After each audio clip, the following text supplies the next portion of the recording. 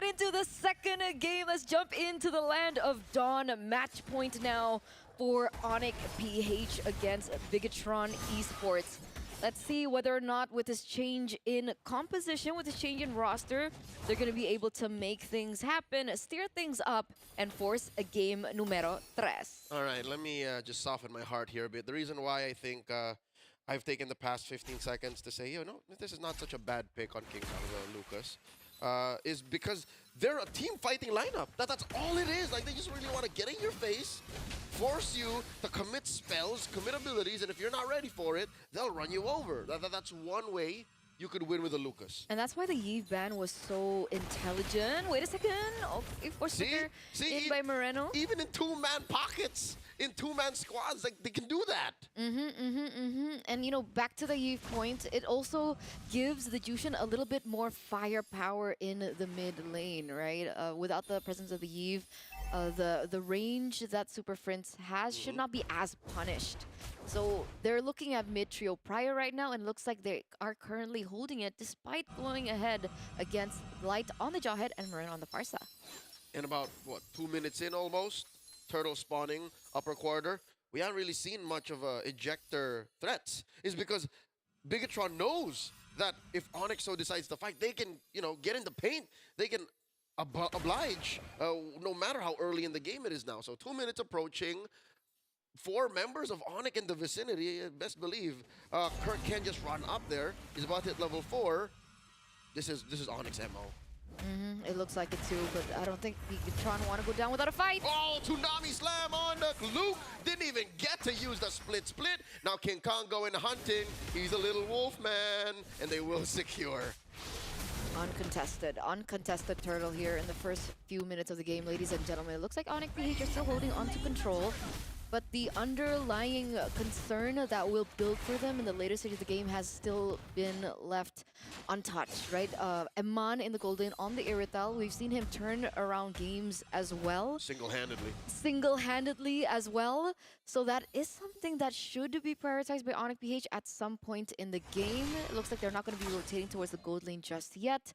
But there is some emphasis from the side of Bigatron Esports to protect that from happening. Yeah, you're right. No, this is a very deliberate decision by ONIC PH. They're saying, hey, it's not worth it to bother Eman. He's not even had 2 or 3 items just yet, but that might bite them in the behind if they're not careful. Granted as well that Kelra is still ahead in terms of gold. I think not too much. I think 500 gold-ish in that difference, so ONIC PH should be able to get to that power spike a lot quicker. Meanwhile, 2v1 situation. What's going on? Oh no! Kirk entertained these two a little too long. What was he expecting? I don't know. I think he wanted to clear in the waves. 2v1, unexpected. Wanted to get the XP. Wanted to get the XP. Bigatron Esports, a little bit of a trade back here, but it's still ONIC PH with the lead. Brusco goes in, but it's just onto Light. That was a blind read. I mean, he does have a flicker, so I guess he's fine. Look at that, how much Kelra chunked off of that turret shield. And that's a problem. Big money. 1,000 gold ahead, I think. Just by that alone, Kelra now leading. It is 1,000, yeah. About 1,000, yeah. Oh, yeah. Oh my God. For a quiet game like this, that's amazing. And that's the beauty of PH games, right? You don't necessarily see a lot of, conflict on the board, but something is always happening that's very subtle, but it ends up leading up to something bigger. And the fact that Kelra will be able to get that power spike faster is something that Bigatron Esports will have to endure as it game progresses, because he already has a Hunter Strike on his way, I believe, to the Sky Piercer. You can say that again. Very cerebral approach the Super Fam has taken this compared to their action in game 1. Weirdly enough, this is an action-centric lineup. Like, they really want to fight, but the way they're approaching it, very surgical in their approach. Turtle dance here, now the flicker forward, coming in from Luke, looking for a grab. There's a split.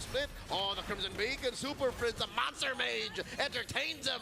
Annabelle falls, and now it's all falling apart. Light backing out. Feathered Airstrike coming through from Moreno. Off camera, Light wants to run away, but Super Prince says, get over here. And now the Turtle is up next.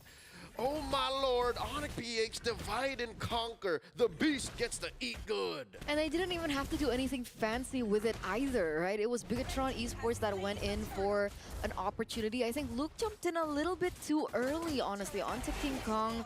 And ONIC PH just answered what Bigatron Esports was asking, right? Here's the initiation. What are you going to do about it? ONIC PH, 2 members down, and then they also get the neutral objective take as well. So 3,000 gold lead already in 5 minutes. This is getting out of hand. Yeah. With how little violence there is, like casualties. Oh, what's up? Oh, another airstrike, point blank. Kirk goes away. In comes the rest of ONIC PH. Moreno off camera. Tsunami slam on Evan. Oh my god, the 2 cores. They were there and they're now so behind 4K. Unfortunate for the red robots, and Kirk still gets out alive to boot. Bought enough time. What's happening in the mid lane? Kale's getting caught really low. Should be able to get out. Ooh, Okay. all right. That's Gets fine. out. Yeah. Light, again, does not want to overcommit to that fight. They are in full-on defense mode, damage control. This is what the Super Fam can get away with their newfound love for macro gameplay. Last year, in 2024, their run, it was all about mechanics. It was all about team fighting. Now, they're minimizing the damage. The grab on the Kirk. He falls. Free kill for Annabelle. But honestly, that's okay, right? Because with so much control over onto ONIC PH, tower on the top side goes. Tower on the bottom side goes. It looks like they're looking for another one. Should be able to zone out Eman away here. And that's just been the nature of ONIC PH at this point. Bigatron Esports, I wonder if they're used to this, right? MPLID, always about brawl-heavy style games, very high action-packed. And when their macro gets put to the test, can they adapt on time? You know what? It did take a while for the rest of the world to follow through learning how to Lord dance. But hey, we learned at M4 in 2023. The rest of the following years, the rest of the world has to pick up on that. And now look at this. Inside the turtle pit, Luke, very low, gets a split. That's right, the answer by Moreno, the ejector on a Super Prince. Finally, Bigatron Esports finds the Monster Mage, tames him, but only for so long. Luke, once more, forced to flicker away, gets another split. In comes Brusco, gets that Tsunami Slam, beaten off a kill to Kelra. Annabelle falls. Luke up next, the Beast, helping Kelra get a double. How does that happen? Bigatron Esports started that so well, already a man advantage in the neutral objective fight.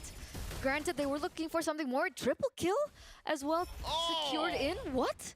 What? What is that? Where? Huh? How? They're not done! Emma falls! The Super Fam goes above and beyond to wow us. 4 members for the price of 1. Plus, they also get the perfect turtle.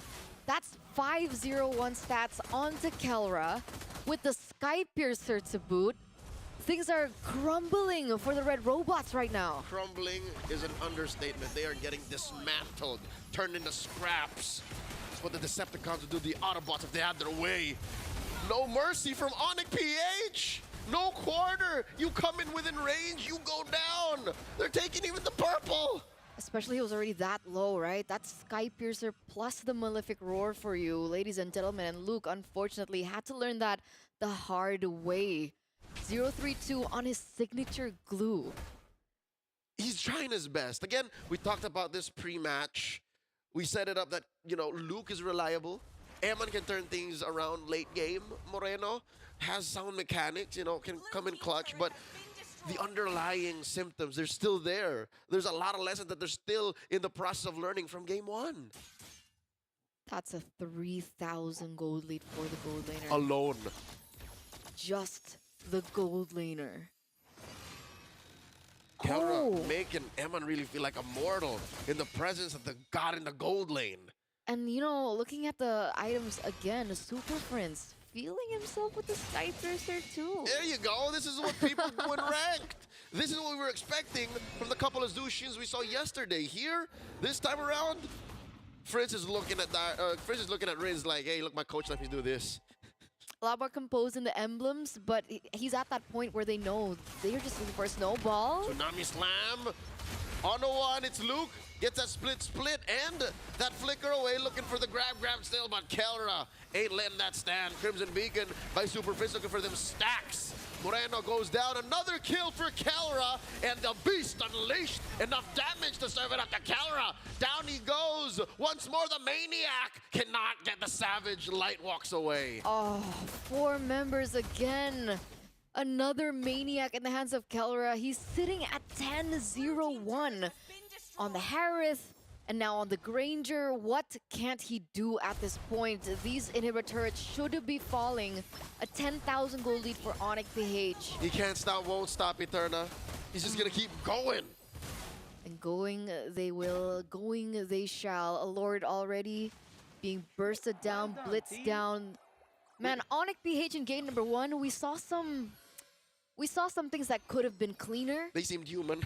They seemed human finally, but in game number 2, they're like, all right, no. The gloves come off.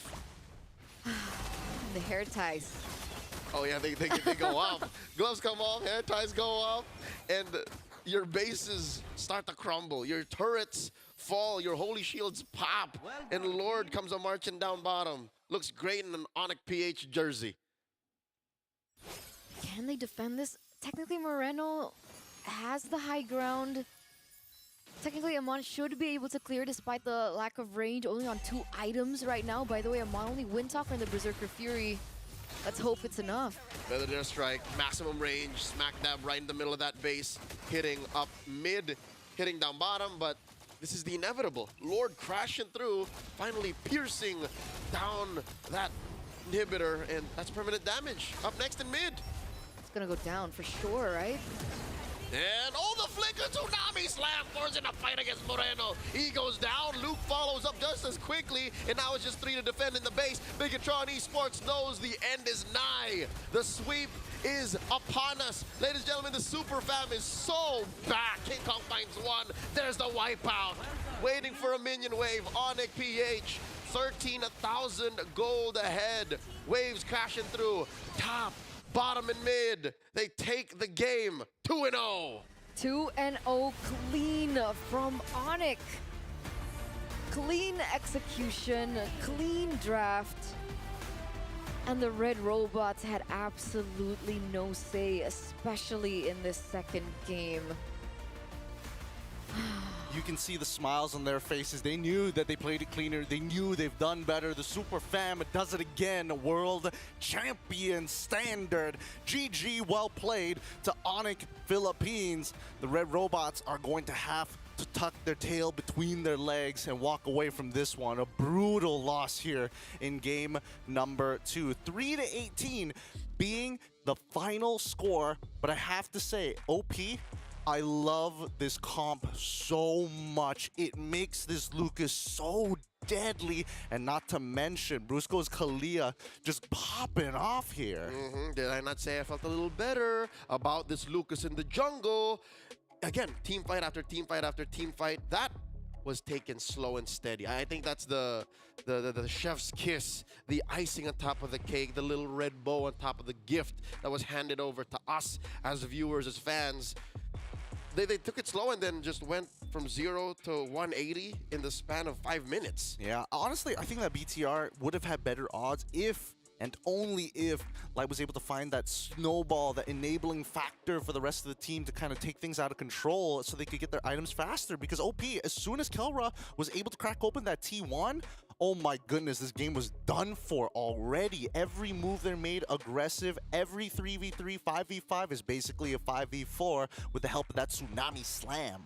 So it's, bad enough that we saw the